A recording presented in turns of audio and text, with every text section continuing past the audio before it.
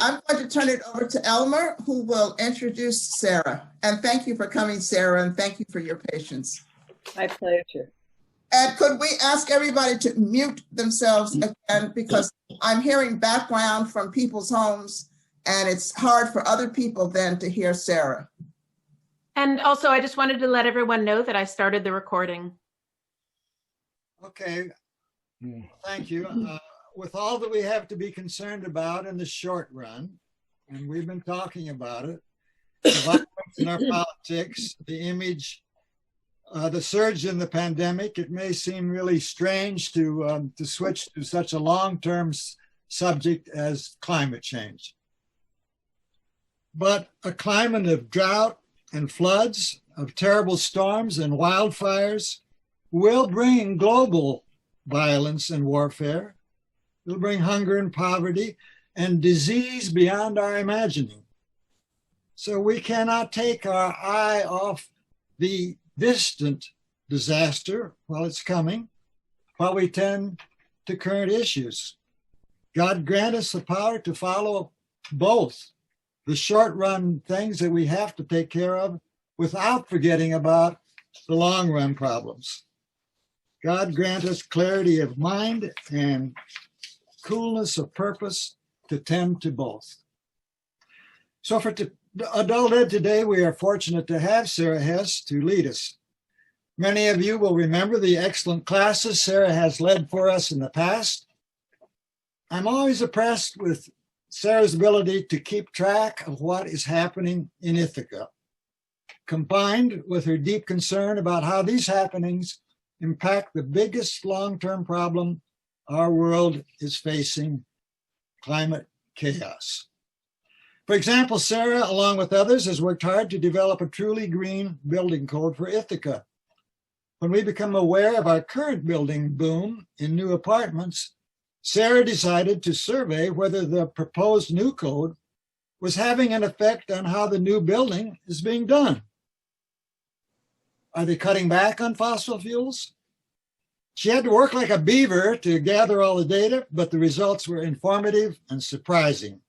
So Sara, thank you for what you do, and thank you for being with us again, and welcome. Thank you, Elmer, my wise friend and fellow climate justice advocate. And thank all of you for putting this on your agenda. And I know it's something that you work on in your whole lives, not just now. We all do the little things, the habits that make a difference, whether it's recycling or not wasting food, trying to buy a vehicle that uses less gas, supporting local farmers. Everything matters in the effort to change the climate. So today I'm here to talk about how we're reducing polluting emissions, greenhouse gases in new buildings. You might have seen all the buildings around town. They're huge, and there are a lot of them. So I recently did a little report for the group that Elmer and I belong to on 16 new buildings. Together, they add up to almost 3,000 new apartments. About half of those are at Cornell or in College Town. I've included the new dormitories at Cornell in this count. And the other half are mostly downtown and a few along Route 13, where they're going to be doing a lot of development along the inlet. There is good news to report, and I'm happy to share that today. I divided my thoughts into 4 points. So let me say what they are, and then I'll go quickly point by point. The first is the big idea, and the second is the story of heat pumps and Brian Eden. The third is the carrot, and the fourth is the stick. So the big idea, you probably know already, everything has to run on electricity. And the energy sources for electricity must come from renewable sources, clean sources, solar, wind, wave, hydro, geothermal. This is our energy future, and we have to bring it on as quickly as we can. No more burning of coal, gas, or oil in power plants or furnaces in our buildings, or in the engines of our vehicles. The only way we're going to keep the planet safe at all is if we get to zero carbon emissions as quickly as possible. So that's easy to say and hard to do. We've just been talking about what influences people. How do they change their minds about things? How do they listen? It's part of our nature. We like things that are familiar, predictable, things that we understand already. And oil and gas have been very cheap in this country. We live in a country with a long history of extracting coal, oil, gas. It's been readily available in our huge country. And it was cheap. And so we built everything around that. But now we suddenly have to change. So how do we do that? Second point is the story of heat pumps. Heat pumps are an essential part of the new technology for better buildings. You may know more, anybody almost can know more about heat pumps than I do. I know a little. There's always a trick question. Who has a heat pump in your home already? And people say, well, not me. But of course, the answer is everyone. If you have a refrigerator in your home, you have a heat pump. If you have a freezer in your home or an air conditioner, you have a heat pump. So that's, I'm not getting into any of the technical information beyond that, but they work very efficiently for heating and cooling to replace a furnace or to replace central air conditioners. They look, if you look around town, you might see big metal boxes, sort of like big air conditioners, usually sitting on the outside of a regular frame building. That's a heat pump. In big buildings, they put them on the roof, they can go on the basement, they can go in different places. But their genius is that they produce 2 or 3 times the amount of heat as the energy they use. Even the most efficient gas furnace can't make more energy than it burns. That's a 1-to-1 ratio, and it's never that good. But heat pumps, I'm going to repeat, produce 2 or 3 amounts of energy, of heat or cooling for the energy that they use. So it massively reduces the amount of coal, gas, and oil that's burned in power plants already. It's not the whole way because they depend on electricity, and we all depend on power plants in the grid to provide electricity. But it's a step in the right direction if we can reduce the amount that we're using as quickly as possible until solar and wind and other renewables ramp up. So here I have to mention my friend, my climate hero, Brian Eden. He has been relentless in promoting heat pumps. He began promoting solar, rooftop solar, and look how quickly rooftop solar came and went. Now there's community solar, there's all sorts of things. When that change happened, Brian began promoting heat pumps, and not just for ordinary houses, but to all the engineers and architects and the HVAC, the heating, people who sell those systems. And he needed to do that because in North America, heat pumps have not been well known or well used. They're used extensively in Asia, in Europe, in other parts of the world, and in the southern parts of the US, primarily for their cooling ability. But here in the Northeast, it was often felt, oh, you can't use them. Our winters are too cold. That's because they take heat from the air and the ground and convert it into heat. And even though it's a small amount of heat, the pumps can still work and they get better and better. But for many reasons, Brian had to go around door to door to door, one after the next, saying, heat pumps, they work. Let me show you. Let me give you the information. And slowly, slowly, he's made a huge difference.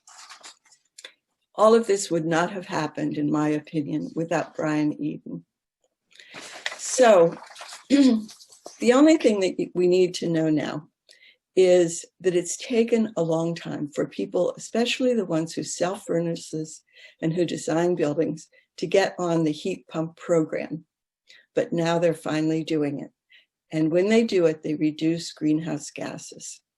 There are other ways too: better insulation, better windows, better building designs. There's a whole host of ways, but nothing could really happen right now without heat pumps.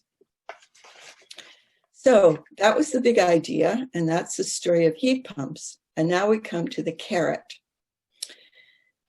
The carrot, of course, is the financial incentive for change, because what motivates people?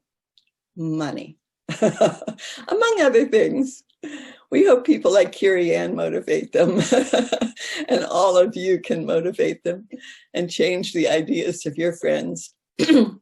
But money works really well when it comes to economic development.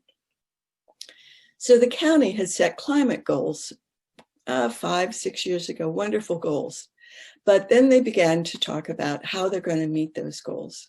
So in 2016, almost 5 years ago, the county, led by Martha Robertson, Carol Chalk, Dooley Kiefer, and others, asked the County Planning Board and the IDA, which is a group that can reduce taxes. And it's especially important for big developers who have to borrow a lot of money to put up these buildings. If they could get a tax abatement, which is a reduction, if the building were made more efficient and they were reducing the amount of polluting emissions or greenhouse gases. Then they hired another of my heroes, Ian Shapiro, who works for Tatum Engineering, to work with the county planning department and to come up with the criteria so that if a building met the criteria, so let me say that again.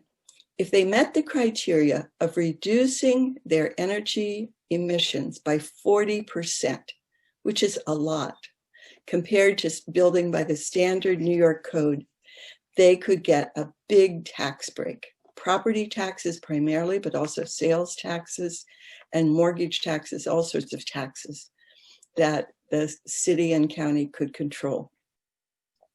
So it was successful right away. I think people were surprised. But given the incentive, developers began to figure out how to do that. And there already were new building developments, new building materials and greater efficiencies. It was in the air, but people just weren't doing it enough.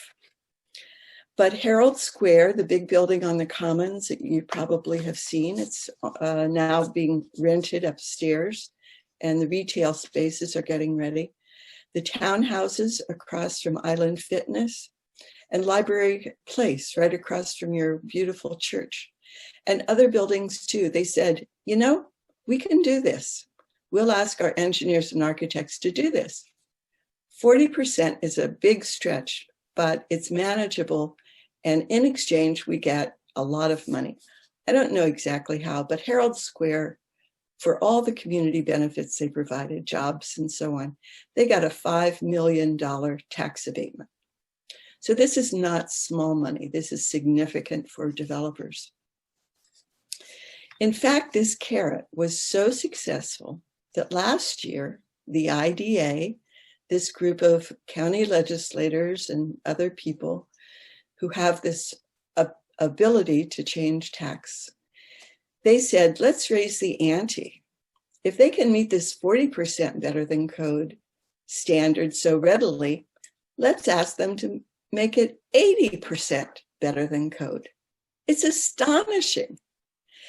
And the head of the IDA, the president, Heather McDaniel, told me that there are 3 buildings that are going to be started this year that are going to meet that amazing standard. One is called the Ithacan. It's in the Green Street. It's going to replace the Green Street parking lot, you know, behind the Rothschilds building. It's going to be on the east side. There are 2 new buildings going up, one on the east side, one on the west side of that parking lot. But the Ithacan is going to meet the standard. Also, a building called West End Ironworks, which is where the old Bishop's store was on West State Street, just west of the State Street Diner. It's going to be, I don't know, 6, 8-story apartment building. And 2 apartment buildings that are going to be built off of Route 13 in Carpenter Park. 3 buildings right away said, we can do that and we will do it. So the carrot, I think, is the real trick. And it's been so successful and we're grateful. And finally, I want to talk about the stick. The stick is Ithaca's green building policy. They began writing it in maybe 2017. It's been a long time in development. It is, and Nick Goldsmith, who's the town planner for sustainability for both the city and the town of Ithaca, took the lead. He's doing a good job, but it's slow. And it's slow for 3 reasons. One, it's universal. It applies to any and every new building or even a major renovation. It might be a single family home on West Hill, a new store on South Hill, any place, any new building that needs a permit in either the city or the town is going to have to meet this new code. It's called a stretch code, when you take the standard New York and you make it more strict. So 1, it's going to be universal. And 2, it's going to be more complicated than just getting a carrot.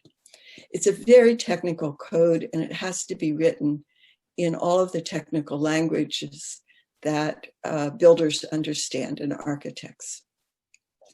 And 3, it includes stepping stones.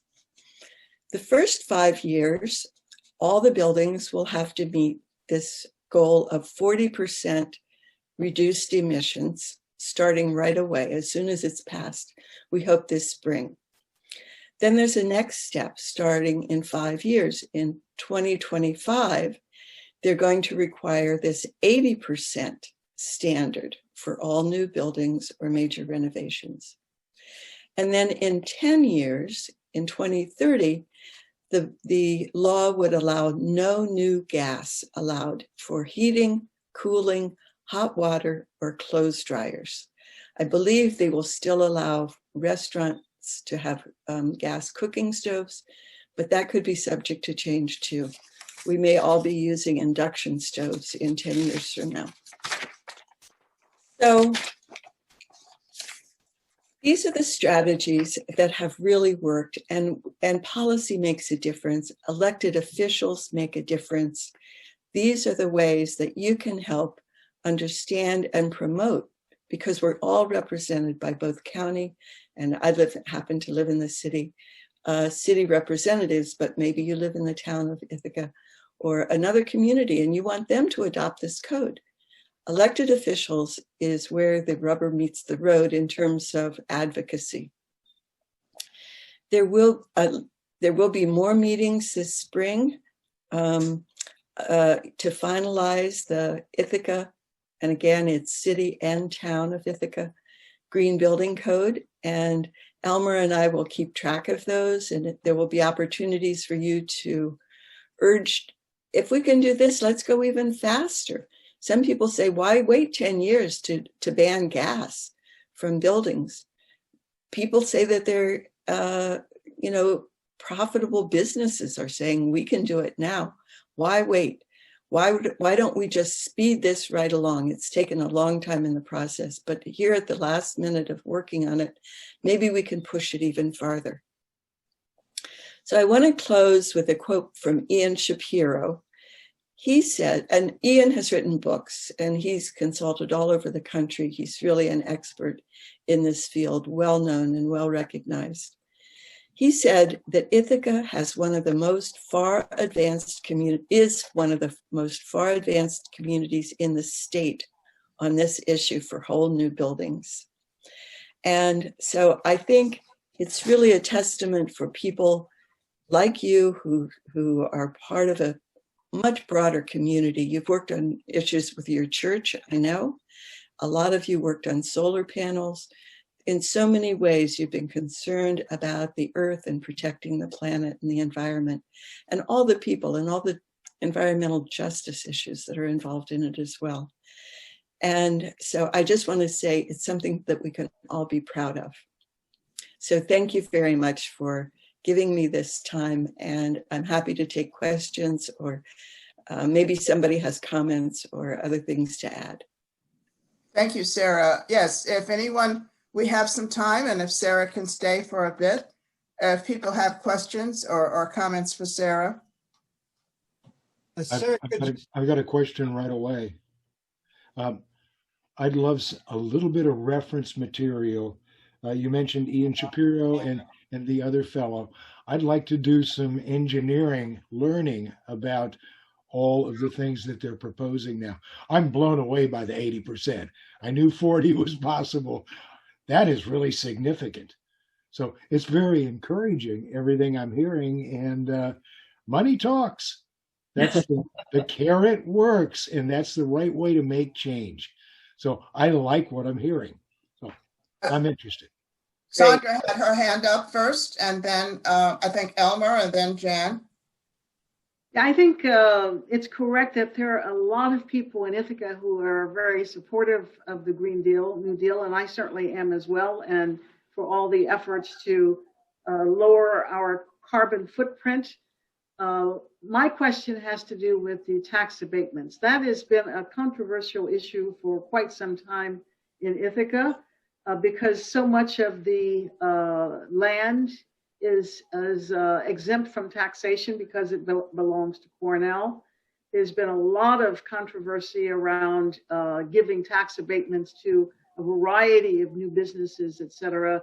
So I'm wondering whether the discussion about carrots and sticks, et cetera, has taken into consideration the whole issue of tax abatements and included them in this discussion. Well, it certainly is a hot topic. To get a tax abatement for energy, you first have to meet the criteria, the basic criteria, what they call the basic criteria, which is, are you adding new jobs?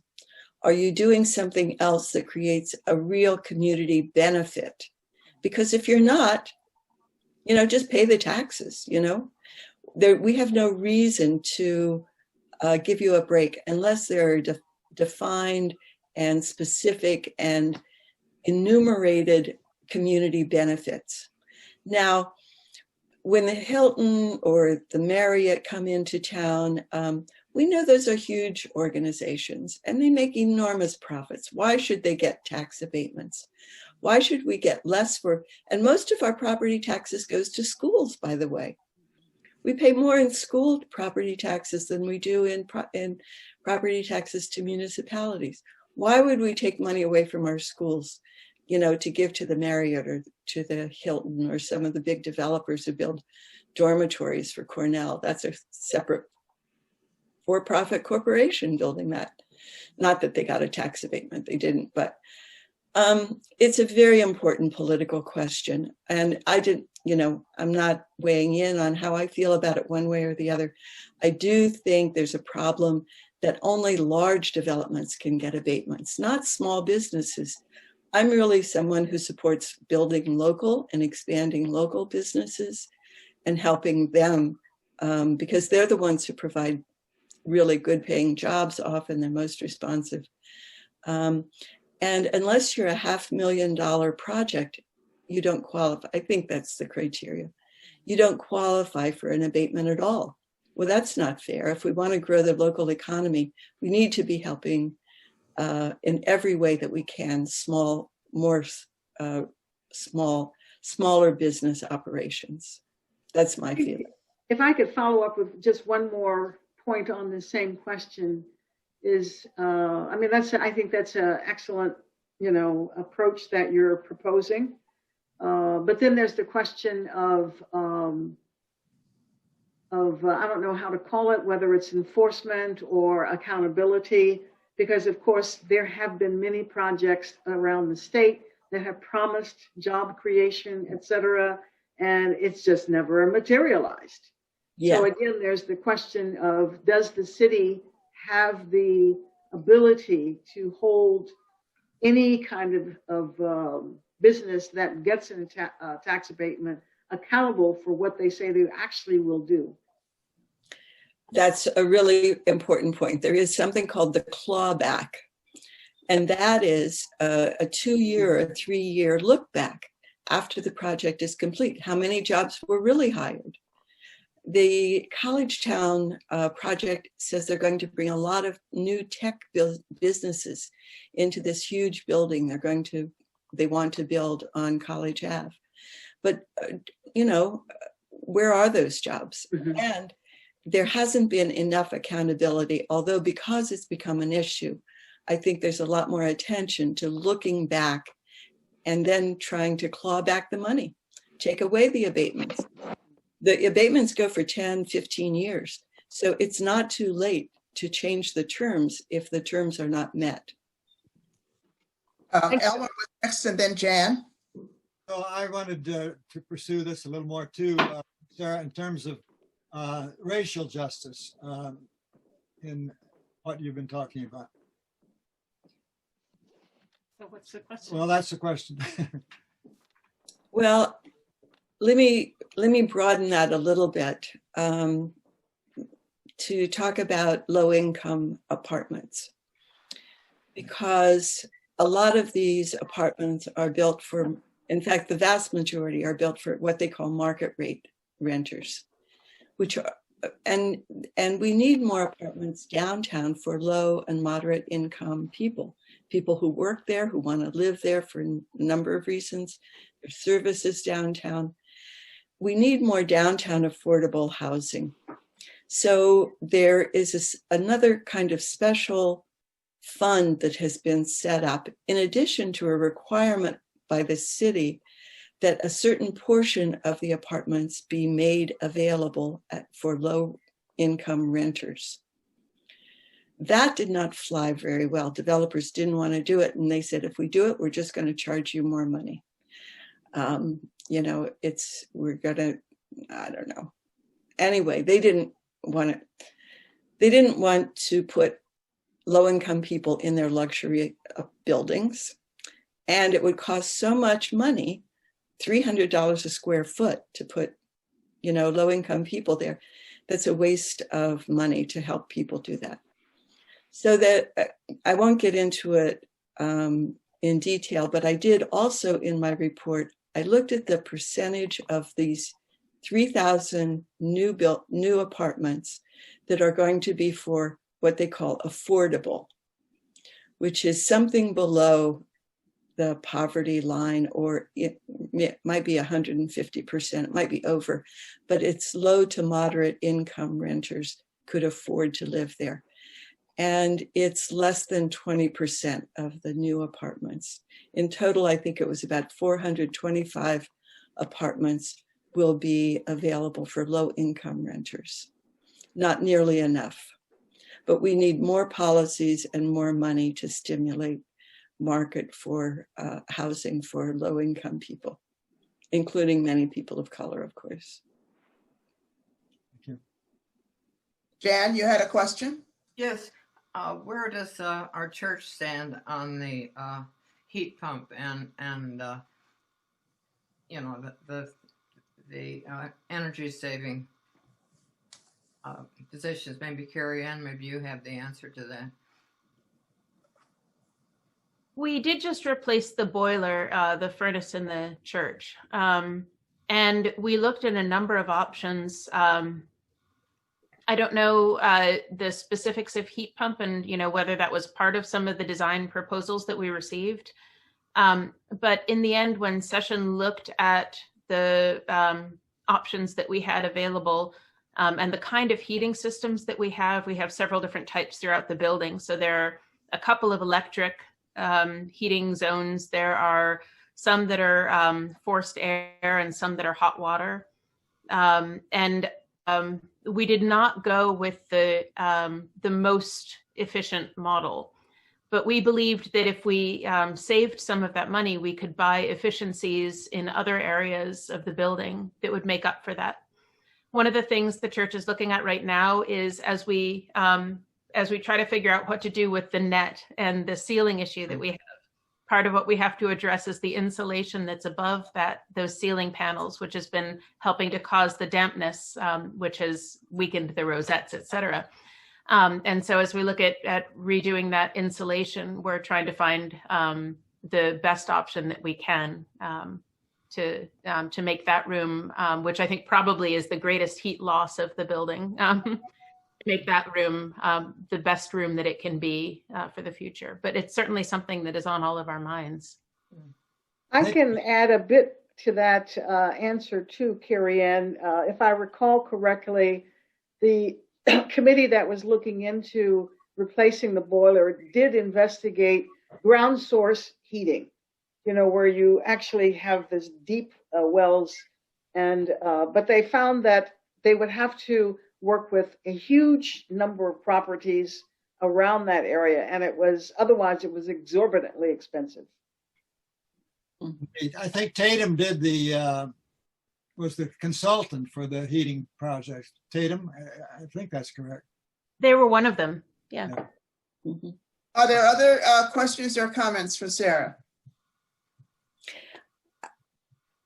I would just like to speak in favor of residential heat pumps. We had one installed, I don't know, 4 or 5 years ago, and we had forced air heat, so we didn't have to put, apparati, I guess, all over the house. We could use the blower from the furnace, and and that worked pretty well, that system. But I guess they keep making improvements, and now we have a newer system that is supposed to produce heat well, into the lower ranges of what temperatures we would expect for the winter. And for me, the great benefit of it was having central air conditioning for the first time in my adult life, which, as the climate warms, and those of us who are heat sensitive, it feels like a great opportunity to be more comfortable in your house for less money, as opposed to running those window things, which make you feel like an icicle when you wake up in the morning. I think if you have a forced air system, it's less expensive to install an air source heat pump because it can rely on the existing ductwork. So if you're thinking about it and you do have forced air, it will be less expensive than having to retrofit all of your pipes. Other comments, questions, thoughts? Sarah, if there's any final comments you'd like to make? Real quickly, I do remember the request for some references. Elmer, if you could keep track of that man, and we'll help to send him something. And keep asking the question that Sarah and you've asked. If you know people who need a new boiler, need a new hot water heater, mention, have you thought about heat pumps? If you ask your whoever, HVAC person, do they know about heat pumps, and would that be a good option? It's not always the best option, and it is sometimes more expensive.